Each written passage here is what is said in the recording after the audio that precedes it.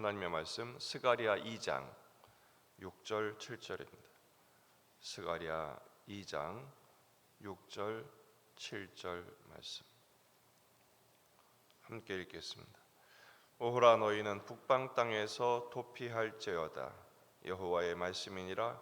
이는 내가 너희를 하늘 사방에 바람같이 흩어지게 하였음이니라. 여호와의 말씀이니라. 바벨론 성에 거주하는 시온아, 이제 너는 피할지니라. 아멘. 본문에 계시된 주님은 어떤 분이십니까?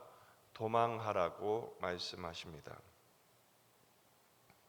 6절과 7절에 반복하여 하시는 말씀, 오호라 너희는 북방 땅에서 도피할지어다. 7절, 바벨론 성에 거주하는 시온아, 이제 너는 피할지니라. 도피하라, 피하라, 도망하라는 의미의 다른 단어들입니다. 8개의 환상 중에 세 번째 환상의 의미를 지금 명령하시고 해설하고 계시죠. 먼저 시온에게 명령하십니다. 도피하라, 피하라. 어디서 피하라는 것입니까? 북방 땅에서 도피할지어다. 이 북방 땅이 7절에 바벨론 성에 거주하는 시온아. 북방 땅은 바벨론에 대한 다른 표현입니다. 이미 흩어버리셨던 하나님께서 명령하십니다. 바벨론으로 흩어버리셨잖아요. 근데 이제는 도망하라고 말씀하세요. 그런데 이 시기가 조금 이상합니다. 왜냐하면 이스라엘 백성들은 귀환한 지 이미 20년이나 되었기 때문에 그래요.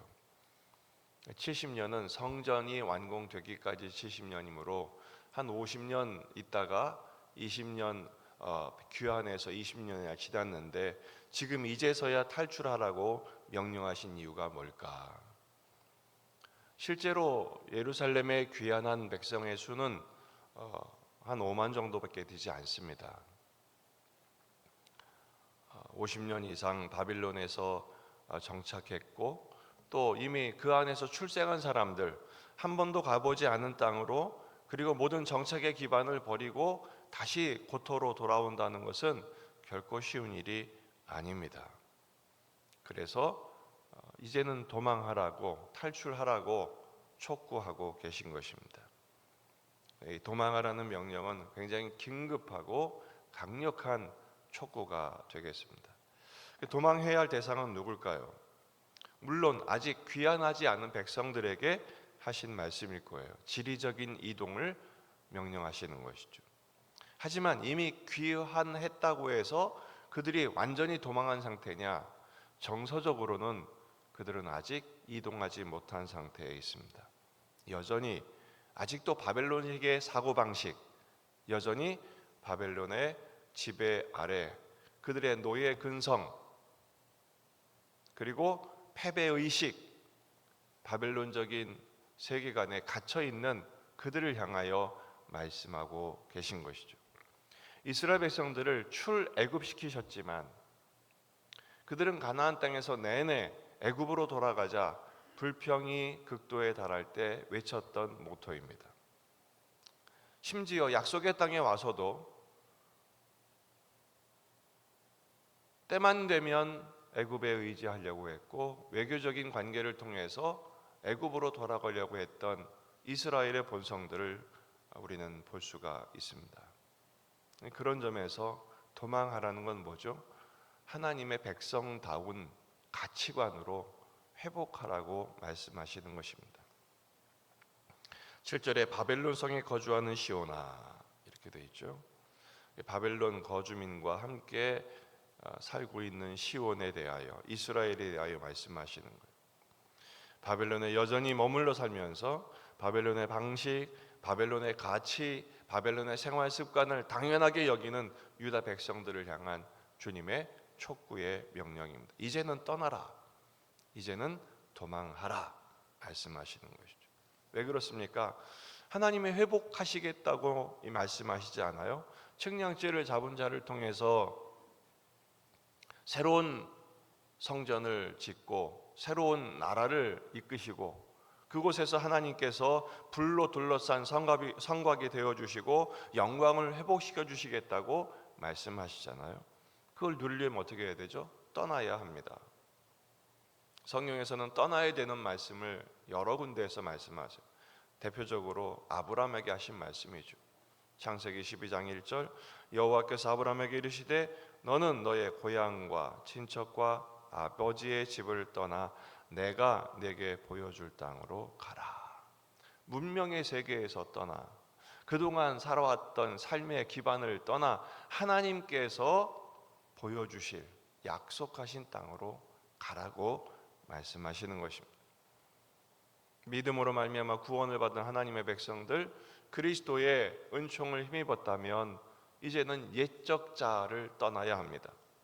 로마서 12장 2절 너희는 이 세대를 본받지 말고 오직 마음을 새롭게 함으로 변화를 받아 하나님의 선하시고 기뻐하시고 온전하신 뜻이 무엇인지 분별하도록 하라. 세속적인 가치관에 여전히 붙들려 있는 우리들에게 말씀하십니다. 세대를 본받지 말라. 이 세상의 풍속을 본받지 말고 오직 마음을 새롭게 함으로 변화되어야 하고 분별하여 헛된 것은 버리고 주님이 우리를 위해 약속하신 그 약속과 인도하심을 따라서 순종할 것을 말씀하십니다. 에베소서 4장 22절 너희는 유혹의 욕심을 따라 썩어져가는 구습을 따르는 옛사람을 벗어버리고 오직 너희의 심령이 새롭게 되어 하나님을 따라 의와 진리의 거룩함으로 지으심을 받은 새 사람을 입으라. 그리스도 안에 새로운 존재, 하나님의 자녀로 거듭났다면 하나님의 자녀답게 살아야 하지 않겠습니까? 신앙은 세상의 것을 버리고 하늘의 것을 찾는 것입니다. 떠나고 인도하심을 따라 믿음의 순례를 감당하는 것입니다. 무엇부터 떠나야 할까요? 어떻게 떠나야 할까요? 여러분 마음을 자꾸 이 땅에 머물게 하는 그런 것들, 이 세상의 가치, 이 세상의 쇠뇌된 사고방식.